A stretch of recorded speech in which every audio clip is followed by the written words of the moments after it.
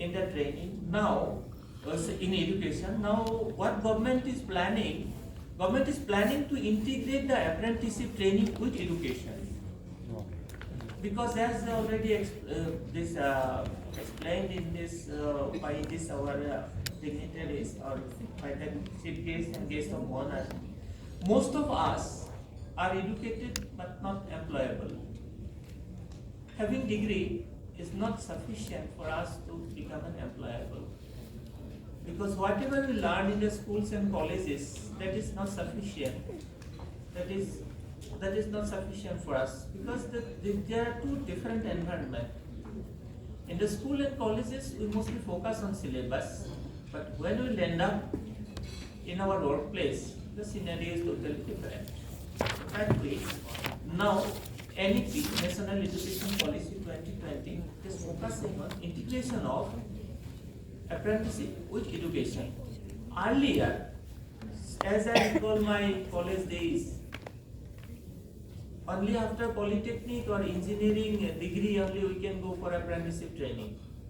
Even I also attended apprenticeship training after polytechnic, and of course after engineering. From NAPS I did not have any chance to go for apprenticeship training. That is different story. But earlier, apprenticeship training means it is either ITI pass or polytechnic or engineering pass. Now things has totally changed. Nowadays, a boy or a girl after class 5, after passing class 5 also, after class 5 also they can join the apprenticeship training. So scenario has changed. That is due to again National Education Policy 2020. Now again, due to that, all these apprenticeship trainees who are engaged in different establishments, they are divided into two categories. One we call this designated trade, another is optional trade. Designated trade basically talks about the engineering trade, means those trades which are run, the courses, trades are being run in the ITIs. So far optional trade is concerned, those there are some job roles, maybe 3 months, maybe for which the training is required, maybe 6 months, 3 months, like that. For that, optional trades are there, and optional trades are mostly taken care by one of the organization under Ministry of Skill Development and Entrepreneurship, that is NSDC. Under NSDC, there are sector skill councils. SSC, this sector skill council, they develop the curriculum and they basically take care of these certain courses. Now, coming back, central government is under this Ministry of Education and MSD. Under this MSD, DGT, ourselves, then our another organization, that is NSDC. Under DGT, this RDS, this Regional Directorate of Skill Development and Entrepreneurship, as of now, there are around 22 Regional Directorate of Skill Development and Entrepreneurship all over India, and RDSD Guwahati, Regional Directorate of Skill Development and Entrepreneurship Guwahati, that is called ANI, that is looking after the 8 northeastern states. Again, NSDC, so far NSDC is concerned, for NSDC we have State Engagement Officer. His Jimmy is here. He is the State Engagement Officer for the 4 states, that is Manipur, Mizoram, Arunachal, Nagaland.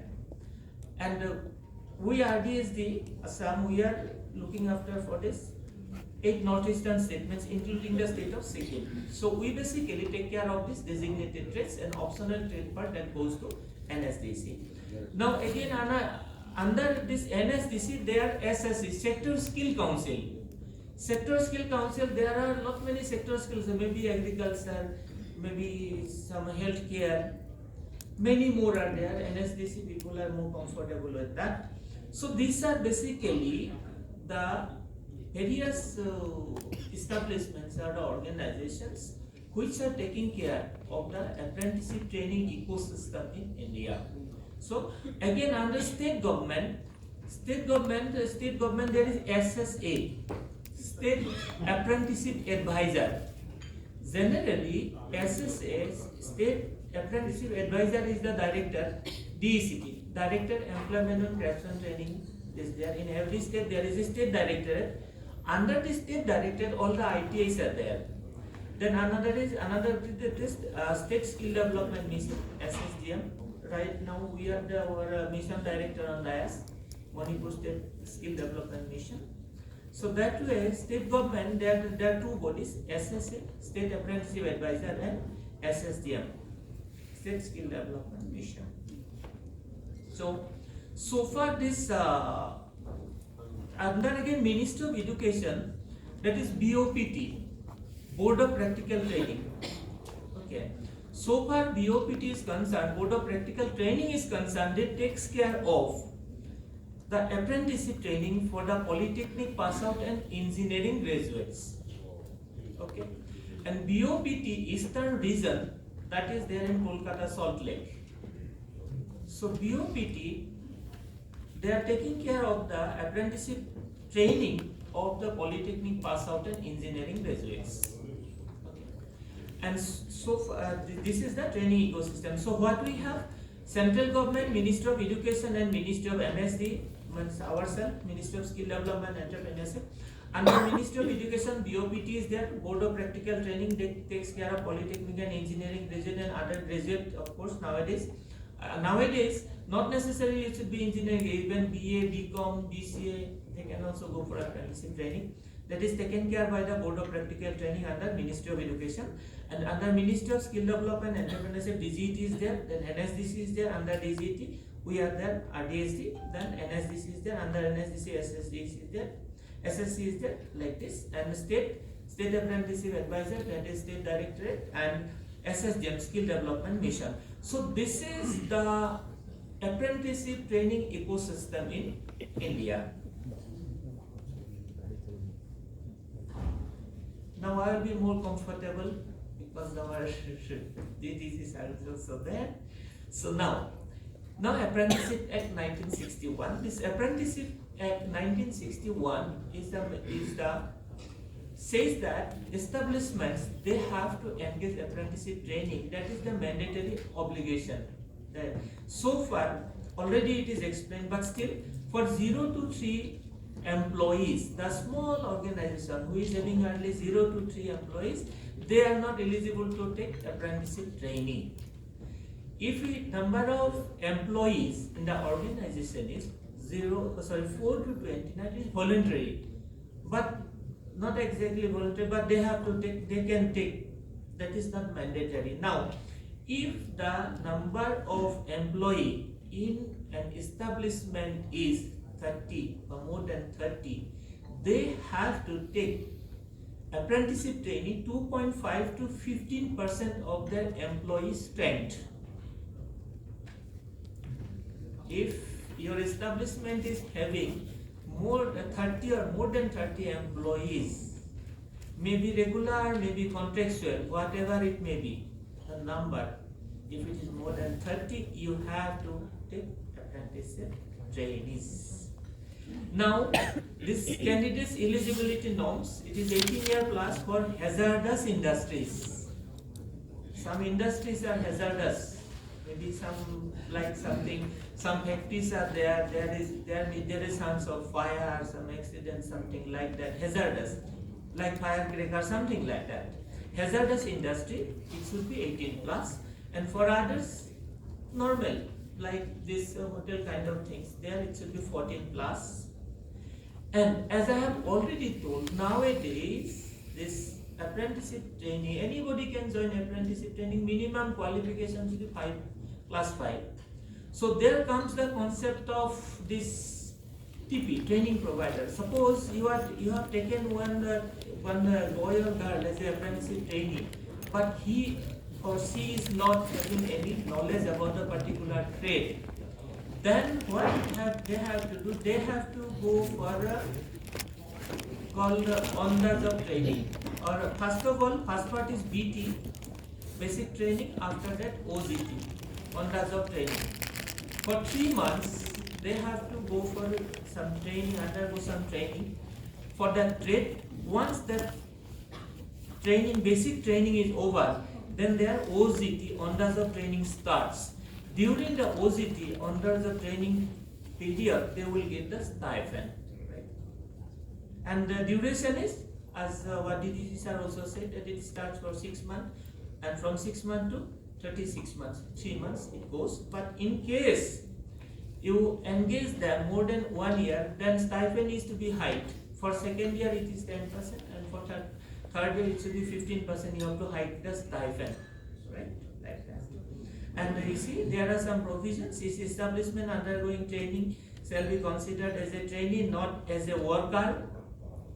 Provision of any labor shall not be applied to them in relation to such services, and employer not bound to pay PF, ESI, but it is better to take for group insurance. Why so? There may be some accident, something may happen. If group insurance is not there, then you will end up in trouble. Some mishap, some accident may happen, something may happen. So to avoid that, it is better to go for a group insurance. Now, these are the process.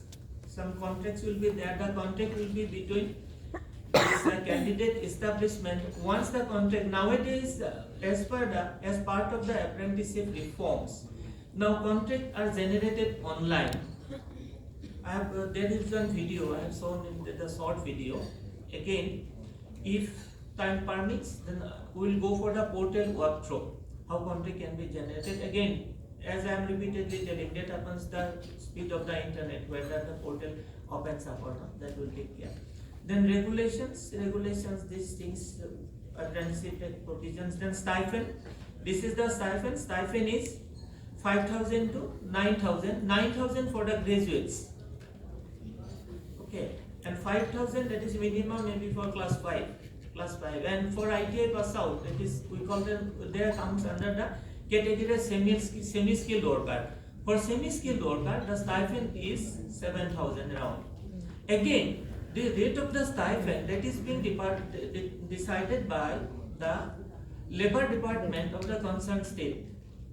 The labor department, they used to issue the order of the circular for minimum wages.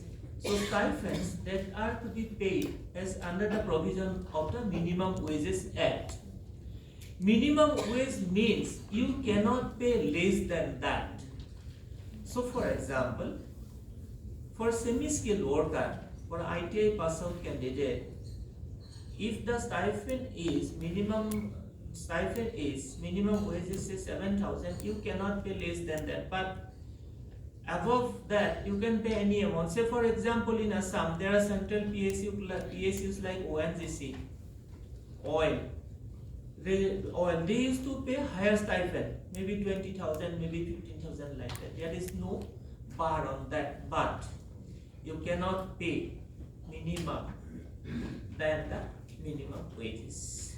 Then training, yes, I have already told about this training. Basic training and on-the-job training. Basic training is for those.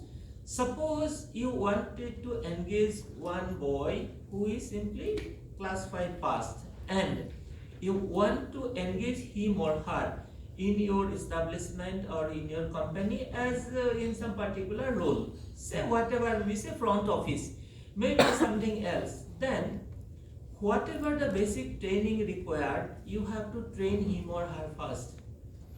Because they have to know the basic skill, basic knowledge about that particular job role.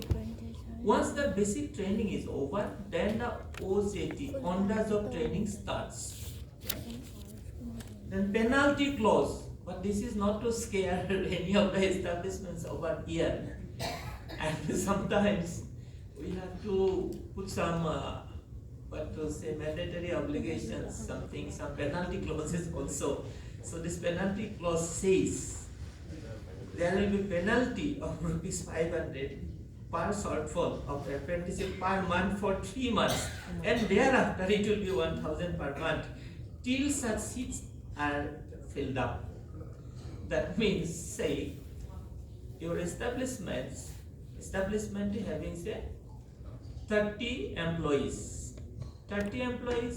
Out of 30 employees, 2.5%, say it will come up around 2 or 3. Say you have not engaged any of them, then accordingly there are penalty clause. If you are not, you are supposed to engage 2 apprenticeship trainees, you are not engaging 1 apprenticeship trainee, penalty is 500, 2 apprenticeship trainee, you are not engaging 1000 per month, and it will go on like that. Up to 3 months, after 3 months, the amount will be double. But again, this is not to scare any one of you, if some one of you are representing some establishments. So, I am sure after that, you will also start engaging, and we are very much there. As I have told again, earlier also, today onwards, this Manipur, next time Manipur will be operational. That time, one of our officer will be regularly with you here. Zimik is very much there with you. We are there in Guwahati. We will be sharing our contact number, email IDs, everything after what to say. Then, yes, as I have told, if it is class 5, it is 5,000 like that, stipend. If it is school pass out, maybe 10, 6,000. Again, the school pass out, 12, 7,000.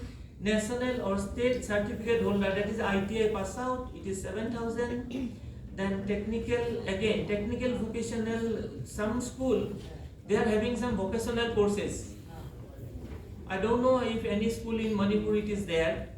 Yeah, in Assam also it is not there, but in some other states there is a vocational stream. There are options. They can take some course, vocational courses for them also. The stipend is 7,000, and for ITA pass out also it is 7,000. This technician apprenticeship or diploma holders, for them diploma holder 8,000, and this is for graduates, engineering graduates, maybe MCA, MBA, for them it is 9,000, right? As I have said, there will be 10% hikes if you wanted to. Initially, the apprenticeship contract is for 1 year. If you wanted to extend it, next year there will be 10% hike in the stipend, and for third year it will be 15% hike. Means you have to give them the increment if you wanted to continue the apprenticeship training. 1 year minimum rate. These are the minimum rate for the first year. Second year 10% hike. Third year 15% hike. That is the procedure. That is one part. Again, as in the first presentation was talking about the process simplification. For process simplification, I have already shown the video. In that video, online itself, you can create the batch and make the payment. Nowadays, making payment is very simple, as the process of simplification of the apprenticeship training. All the apprentice trainee who have to take the benefit of the NAPS scheme, they must have to join their bank account and other number in their profile. When the candidates generate their profile in the NAPS portal, as I have shown in the first video, how to register in the, again we'll see how it can be done. In the portal, when a candidate register himself or herself in the apprenticeship portal, they have to link their Aadhaar card and they have to link their bank account, so that the process of paying the stipend and the reimbursement for the establishment can be automated. Right? This is about a very big picture, talking about the benefit, this and that, but let me make it simple in single sentence. The main objective of the apprenticeship training is to create the skilled workforce, future workforce, so to say. Under this apprenticeship training, those freshers, they have to join the establishment and they have to learn under the guidance of their seniors who are already there. Another thing is that this is a win-win condition for the candidates as well as establishments. The candidates or the students, boys and girls coming out from the education system, they have an exposure to the real environment, how the establishments, what is the work culture. That way, it makes them employable and it gives them the confidence to prepare for the job interview. That is one part. Another part is that most of the time, after taking some interview, Suppose when I am interviewed that day, I may be a very popular, I may talk very polish, my presentation may be very nice, but after joining the establishment, after working for a few days, I may be proved to be a different person. Now, if a boy or girl is with you for 1 year, 1 year is more than sufficient to judge a person, how he or she behaves, what is the quality of his or her work. So in that case, once you engage a boy or a girl as apprenticeship trainee in your establishment, if you really like his or her activities, if his or her her performance is up to your expectation, then you can regularize him or her in your establishment. That way, the most beneficial part of engaging establishment is to get a quality manpower for your establishment or for your organization.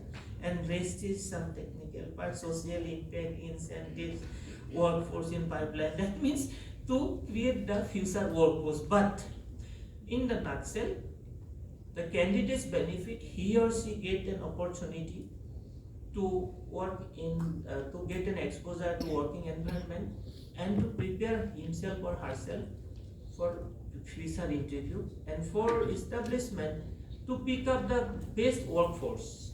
Right. Then yes, this came up in 2006, National Apprenticeship Promotion Scheme, 2016. And as per the provision of this act, what we can do is, what benefit establishment, they get 25% of the stipend paid or 15%, whichever is less. Again, let me explain what does it mean to 25% and 1500. Say for example, if you have engaged an apprenticeship trainee, his stipend or his her stipend is 8,000. And he or she was present the entire month, then he or she will get the full stipend. In that case, you pay 8,000 and 2,500 will be refunded by Ministry of Skill Development and Entrepreneurship through NSDC, right? That is one. But now another case, suppose a trainee was absent. If he or she was absent, then you may deduct her stipend.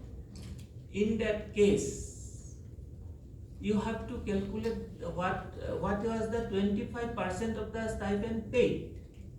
Forget about the 1,500 that time. That is the meaning of it. If you deduct stipend, then her stipend, amount of stipend paid will be less. Whatever you paid, just calculate the 25% of that part will be reimbursed.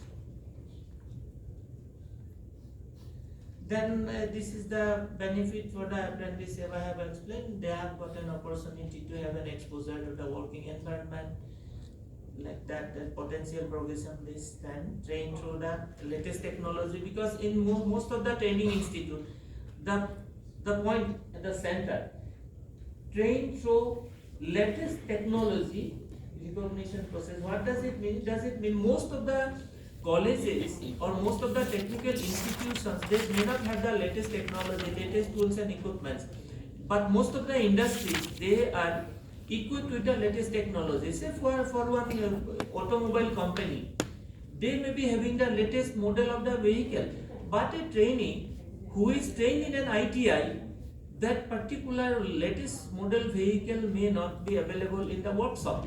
So that way, through apprenticeship training, they get the opportunity to have the exposure to the latest technology and globally recognized certification. The last part, what does it mean? After apprenticeship training, there is a provision to conduct the All India trade test. All India trade test, we call it is under the scheme NAPS, national. We call it the NAC, National Apprenticeship Certificate. This All India trade test that is conducted annually. That is conducted once the apprenticeship training is over. Then this All India trade test is being conducted. Once an apprenticeship trainee qualifies the this all India trade is, again, this is only for the designated trade, the ITA pass out, not for the optional trade. Let me make it clear, because simultaneously I am talking about the designated trade and optional trade. Again, this basic training BT, that is only for non-ITA people, not for the ITA pass out. For ITA pass out, they need not go for this basic training. But say, as I have already explained, suppose you have taken a class 5, class 8, class 10 pass out, they don't have any training, formal training about a particular trade, then there is a provision for basic training BT. But for this ITA people, ITA pass out, they can go appear for this. Earlier it was there, now that is also not there. All India trade test, they have to, this establishment, they have to upload their registration, attendance and marks, then they will get the certificate, they can download the certificate. This certificate, apprenticeship training certificate, that is accepted globally. Once a particular boy or girl, he is having this certificate, they are eligible to apply anywhere, and in some establishments, suppose central PSUs, those who are having the national apprenticeship certificate, they are given some advantage, they are given some weightage, their opportunity to get the job is more. Then this is apprenticeship life cycle. Established, one of my friend who was asking, he is there in the last row, he is there. So he is asking, what is the process for registration of the establishment? Portal, it is there. First you have to register yourself as an establishment. Then what are the course you wanted to conduct or you want to engage apprenticeship training? Then search the candidate that is already there in the portal. Those who register in the portal, they can search for the opportunity. Sign and upload the contract. Again, signing contract. Initially it is done by the establishment. After establishment signs the contract, it comes to us, RDSD. Then we will sign the contract online and send it back. And we are very fast in doing that. We never keep any contract pending. Regularly our team, we approve the contracts and send it back to establishment. Then conduct BT and OJT. BT was basic training, OJT means on the job training. Again, those BT is for those who don't have any formal vocational training, skill training. For that, basic training. Once they complete the basic training, the on the job training, assessment and certificate. After completion of the training, they have to be assessed, and after that they will get the certificate. Now, the establishments who don't have any facilities to conduct this basic training and to do all these processes, they can engage this TPA, third party aggregator. They do these activities on behalf of them. This TPA will handle this part, course adoption and design, search for the candidate, sign and upload the contract, conduct the OJT and BT, then assessment and certification. That the big establishment, some establishment, they can outsource this process also. In the portal, there are a lot many registered TPAs are there. You can select some of them. Then this, yes, it is there. It is kind of already I have explained. Then like our NAPS, there is a NAPS. NAPS is basically under the Ministry of Education, and it is implemented by Board of Practical Training, BOIT, that is in Kolkata, Eastern region. It is in Salt Lake. They manage that. And this board that is under the Ministry of Education, they takes care of the apprenticeship training for those who are graduate. Maybe MCA, maybe MBA, maybe engineering graduate, maybe polytechnic, those. For the non-graduates like 5 pass, 10 pass, ITI pass out, for those things, those are covered under the NAPS, National Apprenticeship Promotion Scheme. And this graduate, polytechnic, engineering graduate, those are taken care by the NAPS. NAPS, class 5 onwards, up to class 12, and ITI, NAPS, graduate. And for these graduates, apprenticeship trainee, apprentice stipend is 8,000. Sorry for interruption. It is better to switch it off. because this is not good. Some engineering graduates or graduates, then it will go to Board of Practical Training.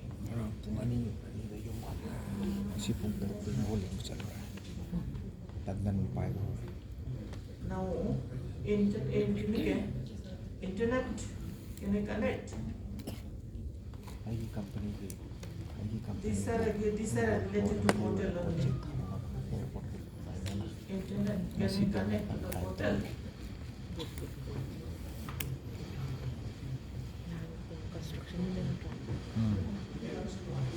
It was talking about this only. Here, you can see the options over there. First one is DBT FAQ. FAQ means frequently asked questions, right? Then again PNAM, that is our regional director has already explained in the inaugural session. Every month in the second Monday, we are conducting this Apprenticeship Mela. Okay. The next is Apprenticeship Mela, na? PM, National Apprenticeship Mela registration option is that. So for that, in that registration option, if you wanted to engage some apprenticeship trainee, in every month, second Monday, Apprenticeship Mela is being organized in the ITIs, most of the time in ITIs. You can visit those ITIs or you can contact us also in Guwahati to know where is the Apprenticeship Mela will be there in the coming month. If it is there, we can inform you that in particular ITI in such a in that particular location Mela is there. You can go there and you can select the apprenticeship trainee as per your requirement, that is about PNM. Every month, second Monday, it is being organized. Then comes this candidate login or registration. Then here, if we go to the site, so here, this video was explaining about this.